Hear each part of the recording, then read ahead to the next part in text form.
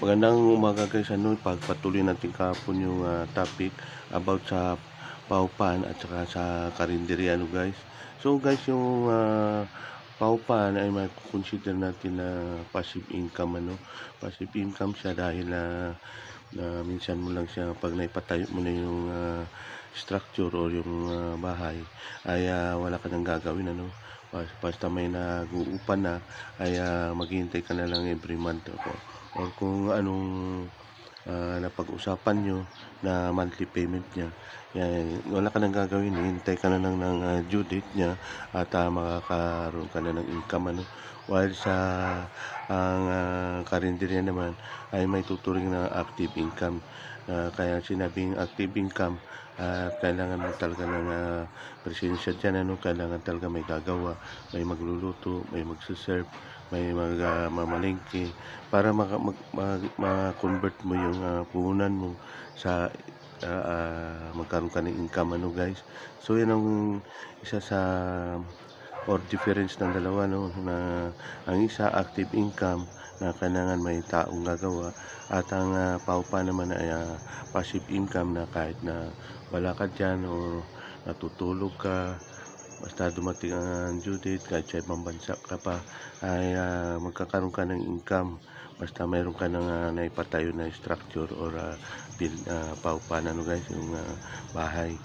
So yun isa number 2 guys, parehas din silang nakakapagbigay ng trabaho.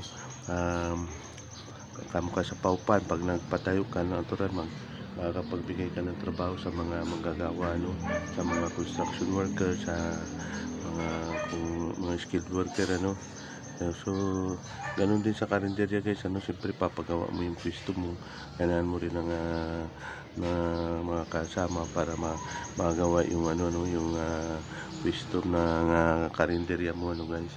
So makakapag-provide ka ng additional o makakatulong ka rin sa gobyerno na makakapagbigay ka ng trabaho sa mga skilled or laborer na nangangailangan ng trabaho guys.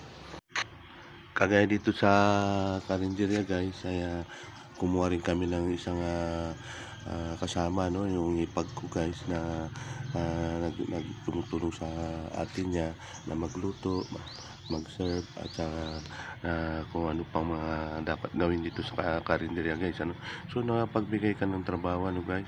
Yan ang isa sa mga magandang advantage pag may karinderya ka or paupan guys. So another one guys, yung sa punan guys about sa punan guys, sa dito sa paupan guys, ang nagastos ko siguro dyan mga kulang-kulang 400,000 kasi matagal na yan guys actually 6 na unit talaga yan. So ngayon kinumbert ko na yung isang unit at 2 unit na gamit namin dito sa aming vulcanizing shop guys.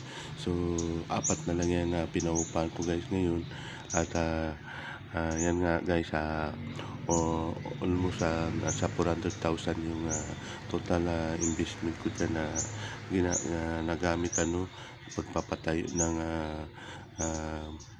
bahay na paupahan at saka yung wiring, paglagay ng mga water system niya.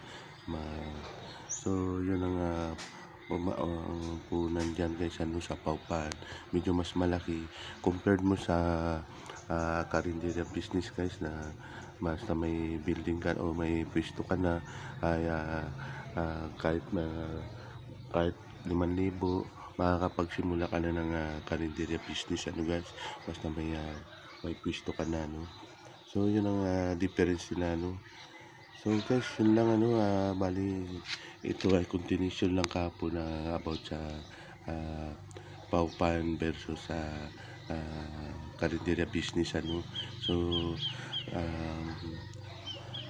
binabahagi ko lang dito yung iba't ibang difference nila, advantages at kung ano mga magandang may tutulong kung may paupan business ka or karinderya business guys. So yun lamang guys, maraming salamat muli at nagpapasalamat talaga ako sa inyong patuloy na pagsubaybay sa aking mga video na ina-uploadan guys.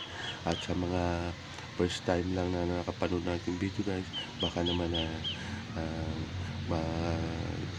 gusto nyo mag-subscribe at paki-like na rin and share ng mga video ko guys. Maraming salamat po sa inyo lahat at God bless po.